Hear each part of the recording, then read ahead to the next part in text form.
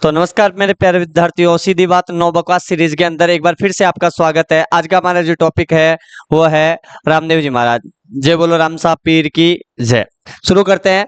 आज का हमारा जो टॉपिक है वो है रामदेव जी कि लोक देवताओं में हमने पापूजी राठौड़ को पढ़ लिया था और हमारे जो नेक्स्ट लोक देवता है वो है रामदेव जी तंवर। रामदेव जी का जो जन्म हुआ था वो हुआ था 1405। कहाँ पे? उंडू कश्मीर बाड़मेर में। उंडू कश्मीर एक जगह पड़ती है जो कहाँ पे है? बाड़मेर में। कब हुआ था? भाद्रपद शुक्ल द्वितीया। ध्यान रखना भाई, भादवे के महीने में शुक्ल पक्ष के द्वितीया को इनका जन्म हुआ था और इस डेट को कहा जाता है बाबेरी दूज। बाबेरी दूज। और इस दिन बहुत बड़ा मेला बढ़ता है। कहाँ पे? रुणेचा में। कहाँ बढ़ता है? रुणेचा में, जिसे क्या कहा जाता है? मारवाड़ का कुंभ। मारवाड़ का कुंभ कहा जाता है ना। के थाने तो धोखे आखो मारवाड़ रहा, थाने तो धोखे आखो गुजरात रहे। कि इस मारवाड़ के इस कुंभ के अंदर, इस मेले के अंदर समस्त मारवाड़ आता है, समस्त गुजरात आता है और लाखों की संख्या में भीड़ आती है। ये मेला जो शुरू होता है ना वो द्वितीया से लेके एकादशी तक, मतलब दूज से लेके 11 तक, है ना। ये लगभग 10 दिन चलने वाला जो मेला है उसमें लाखों की संख्या में भीड़ आता है। तो ये 1405 उंडू कश्मीर में इनका जन्म हुआ था जो बाड़मेर में पड़ता है। कब जन्म हुआ था? भाद्रपद शुक्ल द्वितीया को। किसके अवतार माने जाते हैं? विष्णु के अवतार माने जाते हैं। किसके? विष्णु के अवतार। रामदेव जी की उपनाम की बात करें तो इन्हें रामसा पीर कहा जाता है। क्या कहा जाता है? इन्हें रामसा पीर कहा जाता है। इन्हें रोणेचारा धनी कहा जाता है। क्या कहा जाता है? रोणेचारा धनी कहा जाता है। इन्हें नीले घोड़े वाले बाबा कहा जाता है। क्या कहा जाता है? नीले घोड़े वाले बाबा कहा जाता है इन्हें। आगे अगर मैं बात करूं, इन्हें पीरों के पीर कहा जाता है। मक्का मदीना से आए हुए जो 5 पीर थे उन्होंने इन्हें नाम क्या दिया था? वो दिया था पीरों के पीर। पिता का नाम है अजमाल जीरा तंवर। क्या है? पिता का नाम है अजमाल जीरा तंवर, जो कहाँ के थे? पोखरण के सामंत थे। कहाँ के थे? पोखरण के सामंत थे। माता का नाम मैणा दे। माता का नाम क्या है? मैणा दे। पत्नी का नाम है नेतल दे या निहाल दे। बात एक ही भाई, ध्यान रखना, नेतल दे या निहाल दे। तो इनकी पत्नी का नाम। अमरकोट के दलेल सिंह की पुत्री है। अगर आपके दिमाग में छवि आ रही है तो कल हमने पापूजी राठौड़ को पढ़ा था और पापूजी राठौड़ का जो विवाह हुआ था वो हुआ था अमरकोट के सूरज सिंह सोडा की पुत्री से और उसका नाम क्या था? फूलम दे या सुप्यार दे। तो इसका मतलब मैं कह सकता हूं कि रामदेव जी का विवाह अगर अमरकोट में हुआ है, पापू जी का विवाह भी अगर अमरकोट में हुआ है तो दोनों साडू भाई हो गए, है ना। एक ही जगह एक ही गोत्र में अगर इनकी शादी हो रही तो दोनों क्या हो गए? ये साडू भाई हो गए। हाँ। गुरु का नाम योगी बालीनाथ। इन योगी बालीनाथ की जो समाधि है ना वो मसूरिया पहाड़ी जोधपुर के अंदर है। ये ध्यान रखना। ये कभी पूछ लेते हैं कि बताओ गुरु योगी बालीनाथ की जो समाधि स्थल है वो कहाँ पे है? वो मसूरिया पहाड़ी जोधपुर में। किसके वंशज है ये? अर्जुन के वंशज है। किसके हैं? अर्जुन के वंशज है। फिर एक बार मैं कहूं, अगर आप संस्कृति में रुचि रखते हो, अगर आप अपने जागरण वगैरह को देखते हो, अगर आपने कभी रामदेव जी के जागरण वगैरह देखे हैं, भजन वगैरह सुने हैं, तो आपको ये बेसिक चीजें आपको याद करने की जरूरत ही नहीं थी। अगर आप रामदेव जी, तेजा जी, पापू जी इनके भजन वगैरह सुनते हो, इनके गीत वगैरह सुनो, तो आपको पिता, माता, पत्नी, गुरु इनके नाम याद करने की जरूरत ही नहीं है। वो आता ना, गणी खणी खंबारे, अजमाल जीरा लाल, मैणा देरा लाल, नेतलरा भरतार, है ना। तो इस तरीके से वो जो सॉन्ग आता है उसके अंदर समस्त रामदेव जी की जो जीवनी आती है। जैसे एक गीत अपन देखते हैं, वो गीत कौन सा है? जैसे मैं आपको बताऊं, ये देखो, ये देखो। खम्मा खम्मा ओ धनिया रूणी चेरा धनिया,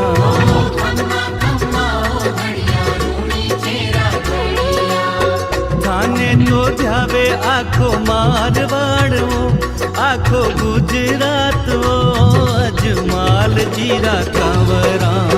खम्मा खम्मा ओ धनिया रूणी चेरा धनिया।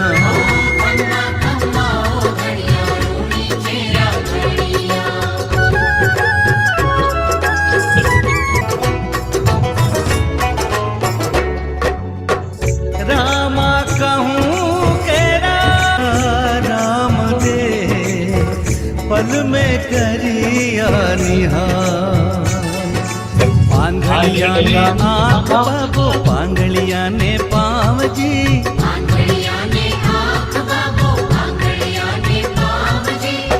कोडियारा कोड मिटाया जी हो रामा, कोडियारा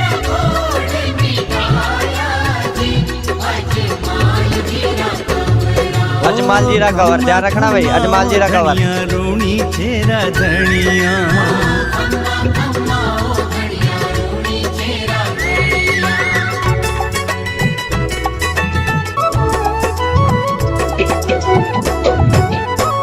रामदेव जी रे परचारा कोई आर ना पार चमत्कार ने नमस्कार आरी महिमा अपरंपार पेलो पेलो परचो माता मेणा दे रे तीनों जी मैणा दे आ गया ना, माता का नाम मैणा दे। उफणता दूध बचायो जी हो रामा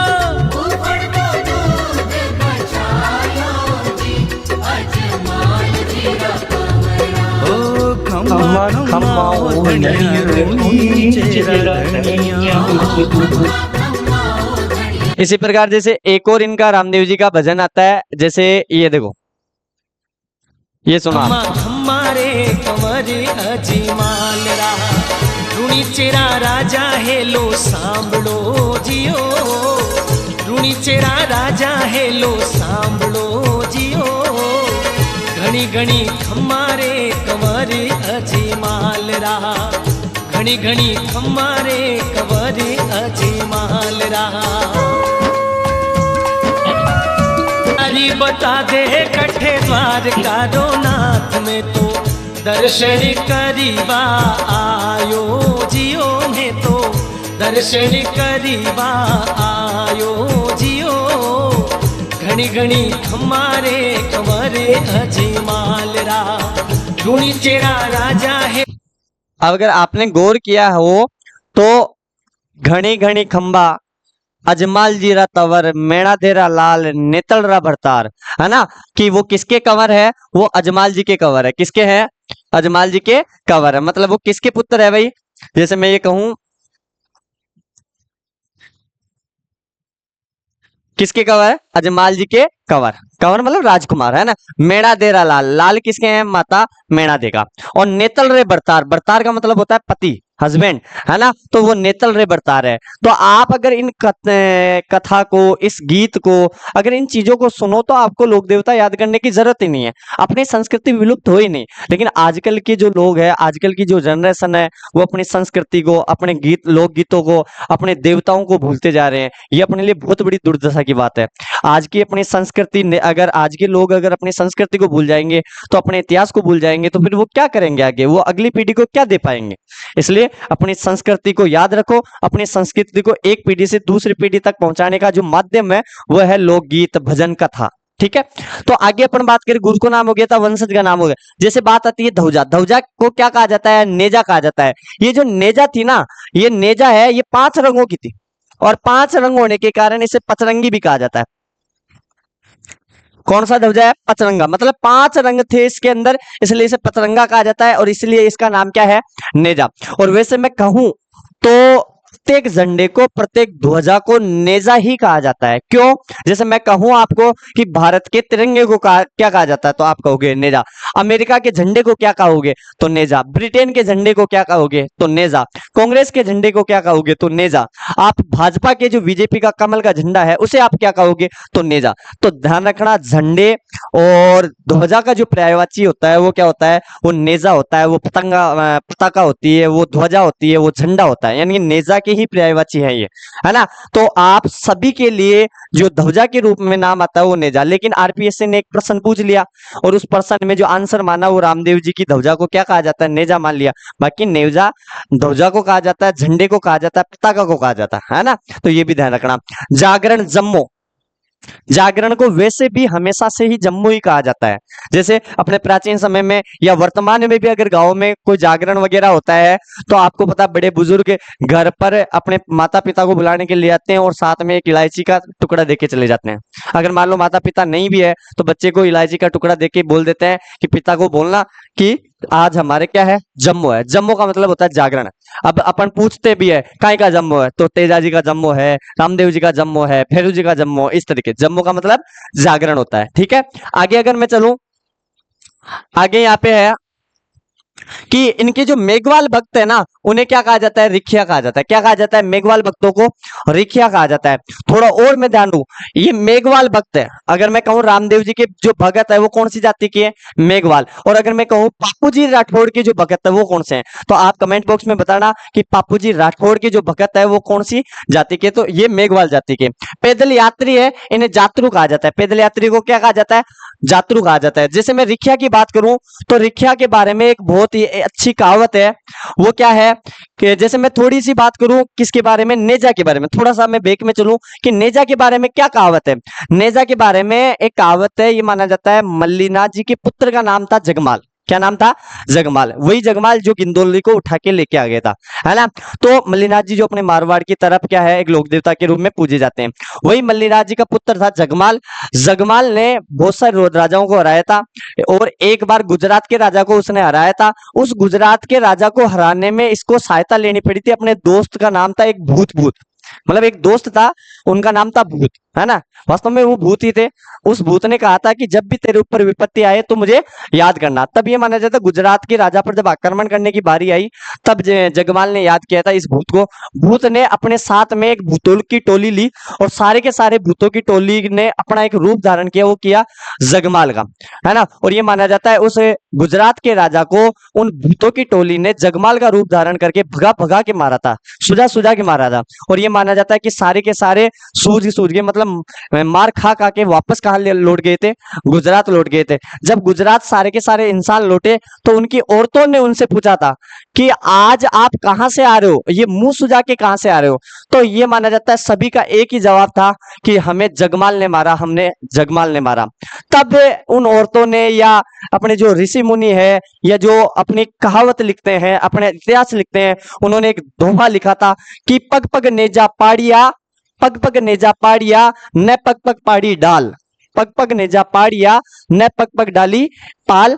बीबी पूछे समांशु, बीबी पूछे खानसु, जग में कितना जगमाल, जग में कितने जगमाल। वापस मैं रिपीट कर रहा हूं, पग पग नेजा पाड़िया, पग पग पाड़ी डाल।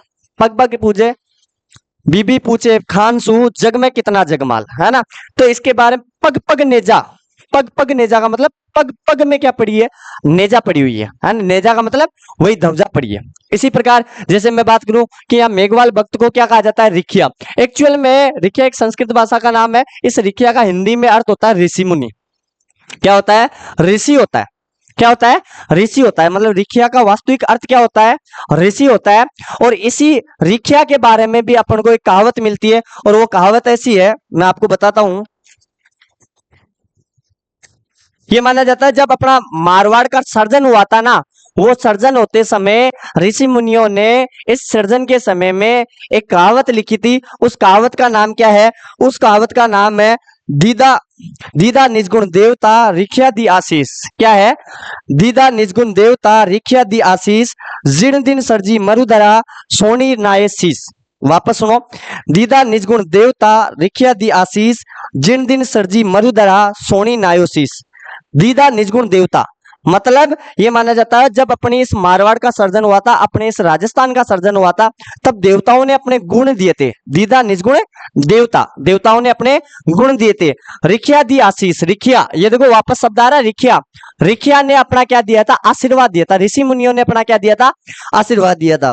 जिन दिन सरजी मरुदा, जिस दिन इस मरुदरा का सर्जन हुआ था, इस मारवाड़ का सर्जन हुआ था, है ना। सोनी नायो शीश, सोनी का मतलब होता है पृथ्वी। पृथ्वी ने क्या किया था? अपना शीश झुकाया था। तो वापस से ये कहावत आपको याद हो जानी चाहिए। एक बार रिपीट कर रहा हूं कि दीदा निजगुण देवता रिखिया दी आशीष, दीदा निजगुण देवता रिखिया दी आशीष, जिन दिन सरजी मरुदरा सोनी नायो शीश, सोनी नायो शीश। तो ये भी आपको पता होनी चाहिए। आगे अगर मैं बात करूं थोड़ा, तो पैदल यात्री को क्या कहा जाता है? जात्रु कहा जाता है। ठीक है। उसके बाद में मैं कहूं भजन, भजन को क्या कहा जाता है? ब्यावले कहा जाता है। क्या कहा जाता है? ब्यावले।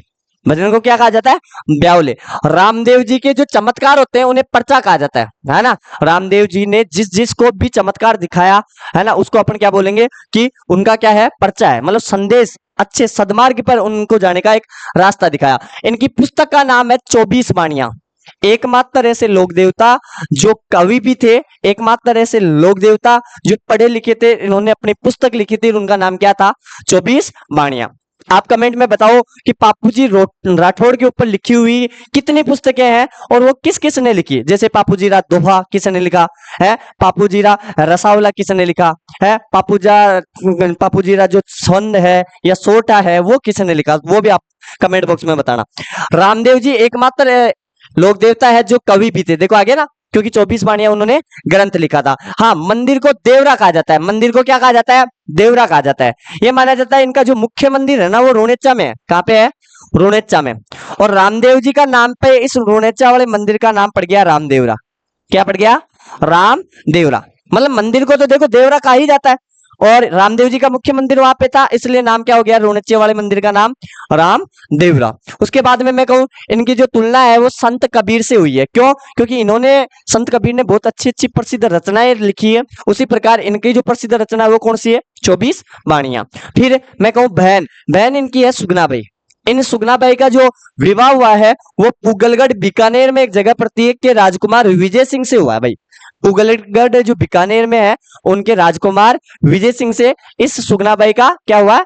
विवाह हुआ है। फिर मैं कहूं पोखरण में भैरव राक्षस का वध करके इसे पुनः बसाया, इसे दहेज में अपनी बहन सुगनाबाई को दे दिया।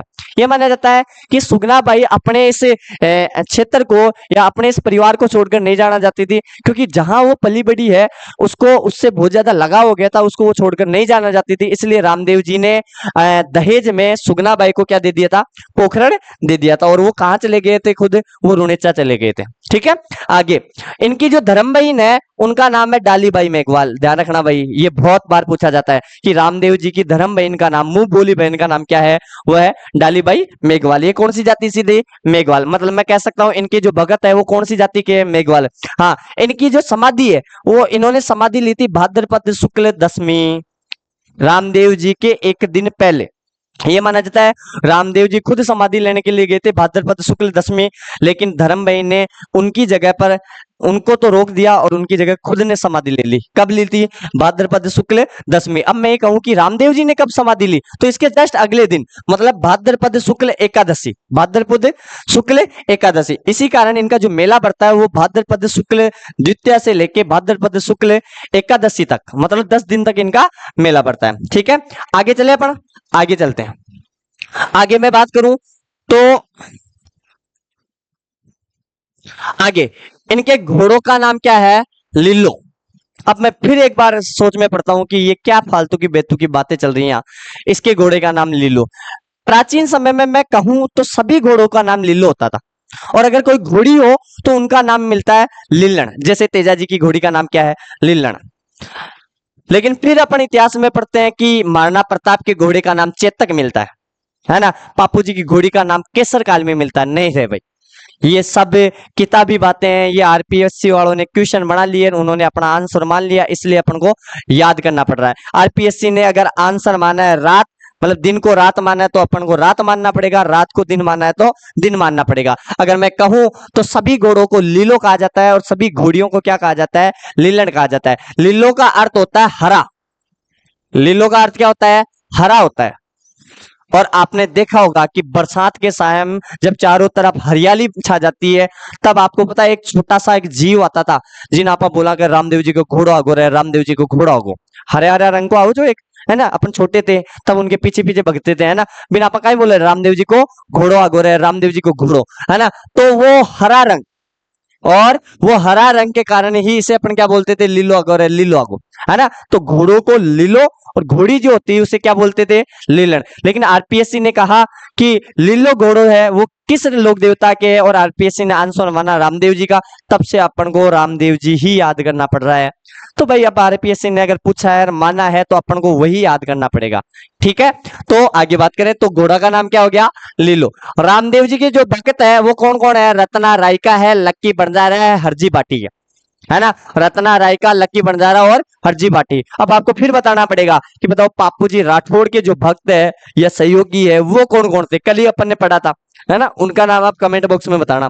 शुद्धि आंदोलन, जिन्हें हिंदू धर्म के लोगों को जबरन मुस्लिम बना दिया गया था, रामदेव जी ने उन्हें पुनः हिंदू धर्म में दीक्षित करवाया, जिसे अपन क्या कहते हैं, शुद्धि आंदोलन कहा जाता है।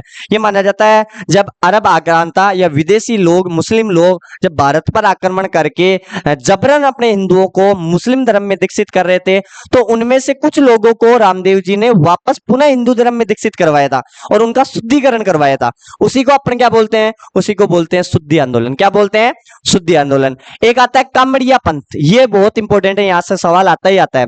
रामदेव जी ने रूणेचा में व्याप्त भेदभाव को मिटाने के लिए जो आंदोलन चलाया था उसे क्या कहा जाता है, कामड़िया पंथ। मतलब ये माना जाता है रूणेचा के अंदर, जब ये रूणेचा चले गए थे, अपनी बहन सुगनाबाई को पोखरण देके रूणेचा चले गए थे, तब यहाँ इन्होंने देखा कि ऊंच नीच का, जाति भेद का, है ना, अमीरी गरीबी का बहुत ज्यादा भेदभाव है। उन सब भेदभावों को समाप्त करके उन सबको एकजुट रहना सिखाया, एक मिलकर परिवार की तरह रहना सिखाया, है ना। उसी को अपन क्या बोलते हैं, उसी को बोलते हैं कामड़िया पंथ। क्या बोलते हैं, कामड़िया पंथ।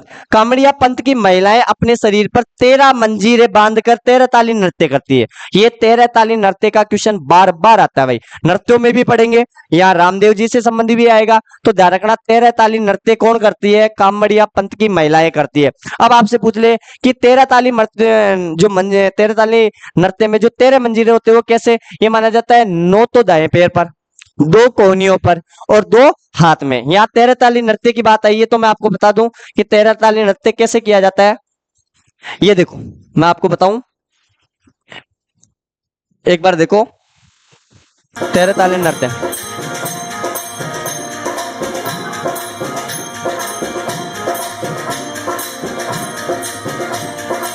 ये देखो हाथ में ले रखी है 2 मंजीरें, है ना, इनको यहाँ पैर के साथ में, इनके कोहनियों के साथ में बजा रही है। देखो ये कोहनी पर बजे हुए हैं, हाथों के यहाँ बंधे हुए हैं, देखो ये हाथों से भी बजा रही है, कोहनियों से भी बजा रही है।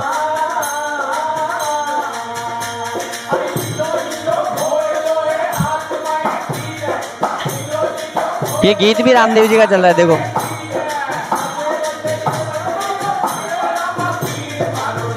मारो हेलो सुनो जी रामा पीर, हेलो सुनो जी रामा पीर। ये देखो रामा पीर, मारो हेलो सुनो जी रामा पीर, ये गीत ही नहीं का है। तो ये कामड़िया पंथ की महिलाएं जो 13 ताली नृत्य कर रही है ना, तो अपन को पता होना चाहिए कि 13 ताली नृत्य कैसे किया जाता है।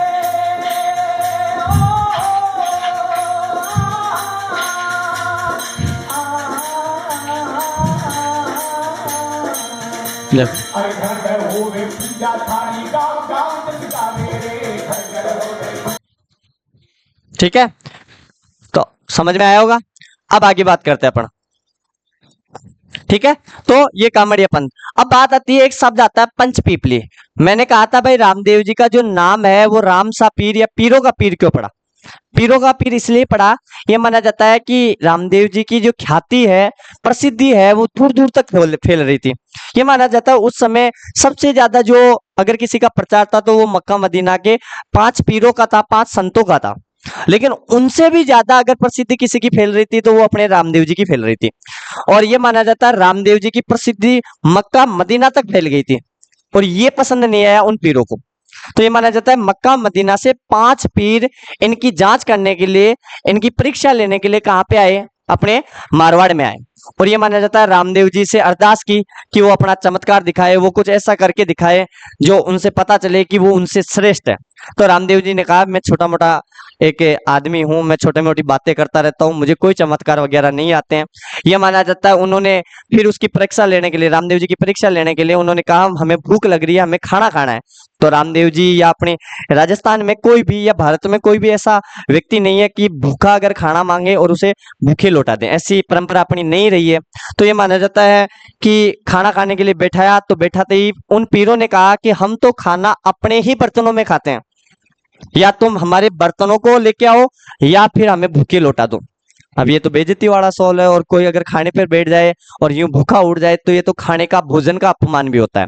तो ये माना जाता है रामदेव जी ने अरदास की भगवान से, और उनके जो पात्र थे जिनमें वो खाना खाते थे, वो मक्का मदीना से ऑटोमेटिक उनके सामने क्या हो गए, प्रकट हो गए। और प्रकट होने के बाद उनको खाना खिलाया। खाना खाने के बाद उन 5 पीरों ने रामदेव जी के सामने हाथ जोड़े और अरदास की कि साहब हम तो पीर है, हम तो केवल देवता ही है, आप पीरों की पीर है, मतलब आप देवताओं के भी क्या है, देवता है। इसलिए तब से इनका नाम पड़ जाता है पीरों का पीर या रामसा पीर। ये जो चमत्कार दिखाया था रामदेव जी ने खाने वाला बर्तन वाला, ये दिखाया था पंचपीपली नामक स्थान पे। कौन सी स्थान पे? पंचपीपली। वह स्थान जहां रामदेव जी ने मक्का से आए 5 पीरों को पर्चा दिया। पर्चा का मतलब मैंने पहले ही कहा कि ज्ञान दिया या चमत्कार दिखाया, तो ये वही थी। रामदेव जी को मक्का मदीना से आए 5 पीरों ने पीरों का पीर या रामसा पीर कहा। बताओ समझ में आया नहीं आया? ठीक है, आगे अगर मैं बात करूं, ये रामदेव जी की फड़ के बारे में क्वेश्चन आता है। रामदेव जी की फड़ कामड़िया जाति के भूपे रावण हत्ता वाद्य यंत्र के साथ बाजते हैं। ये ध्यान रखना भाई, माट वाद्य यंत्र के साथ कौन से लोक देवता की फड़ बाजी जाती है, ये आप कमेंट बॉक्स में बताना। अगर रावणत्ता वाद्य यंत्र के साथ पूछ ले भाई कौन से लोक देवता की फड़ बाजी जाती, तो आप कहोगे रामदेव जी की। लेकिन माट वाद्य यंत्र के साथ बताओ कौन से भजन, कौन से फड़ बाजी जाती है, किस लोक देवता की बाजी जाती है? सर्वाधिक प्रचलित है जो जैसलमेर में और बीकानेर में है, कौन सी? रामदेव जी की फड़। ठीक है, नोट, रम्मत लोकनाट्य में प्रारंभ से ही रामदेव जी के भजन गाए जाते हैं। ये बहुत बार पूछा जाता है, लोक नाट्यों में अपन अलग से पढ़ेंगे। रम्मत लोक नाट्यों में प्रारंभ से ही रामदेव जी के क्या गाए जाते हैं? भजन गाए जाते हैं। राजस्थानी लोक साहित्य में रामदेव जी का गीत या भजन सबसे लंबा है। अगर लोक देवता और लोक देवियों दोनों पे पूछा जाए तो जीण माता का गीत, जीण माता की जो भजन है वो सबसे लंबे है। लेकिन केवल लोक देवताओं में पूछा जाए तो वो कौन सा है? वो रामदेव जी का है। राजस्थान साहित्य में कौन से लोक देवता का गीत सबसे लंबा है? तो वो कौन सा है? रामदेव जी का। प्रमुख मंदिरों की बात कर लेते हैं अपन। रामदेवरा अभी बताया था मैंने, रोनेचा जैसलमेर में भारत का सबसे बड़ा मंदिर, यहाँ इनकी क्या होती है? पगलियों की पूजा होती है। ठीक है, फिर खुंडियास, यह अजमेर राजस्थान का छोटा राज है। कहाँ पे है ये खुंडियास? ये अजमेर में है। इसे राजस्थान का सबसे छोटा रामदेवरा कहा जाता है। भारत का सबसे छोटा रामदेवरा पूछ ले तो गुजरात में। भाई देखो, रामदेवरा पूछिए तो जैसलमेर में जो सबसे बड़ा मंदिर है। अगर राजस्थान का छोटा रामदेवरा पूछे तो खुंडियास जो अजमेर में पड़ता है, किशनगढ़ के पास में, है ना। लेकिन भारत का छोटा रामदेवरा पूछे तो गुजरात। एक मंदिर है मसूरिया पहाड़ी जोधपुर के अंदर, ये पूछा जाता है। एक पूछा जाता है सूरता खेड़ा चित्तौड़गढ़ में, और एक हल्दीना अलवर के अंदर। तो ये कुछ मंदिर है, रामदेवरा, खुंडियास, भारत का छोटा रामदेवरा, मसूरिया पहाड़ी, सूरता खेड़ा, हल्दीना, यहां से क्वेश्चन आता है। ठीक है, तो ये अपन को पता होना चाहिए। आगे यहाँ दे रखा है कि रामदेव जी की जो शिष्य है उन्हें क्या कहा जाता है? एक मिनट, रामदेव जी की शिष्यों को आई माता कहा जाता है। आई माता ने आई पंथ चलाया था, ये आप पूछ लेते हैं। आई पंथ किसने चलाया था? आई माता ने, जो क्या है? रामदेव जी की शिष्य है। हाँ, समाधि, इन्होंने समाधि ली थी 1458 भाद्रपद शुक्ल एकादशी। अभी बताया था मैंने कि इनकी जो धर्म बहन थी, मुंह बोली बहन थी, जिसका नाम था डालीबाई, उन्होंने लिया था भाद्रपद शुक्ल दशमी, और उसके अगले दिन लिया था भाद्रपद शुक्ल एकादशी को रामदेव जी ने।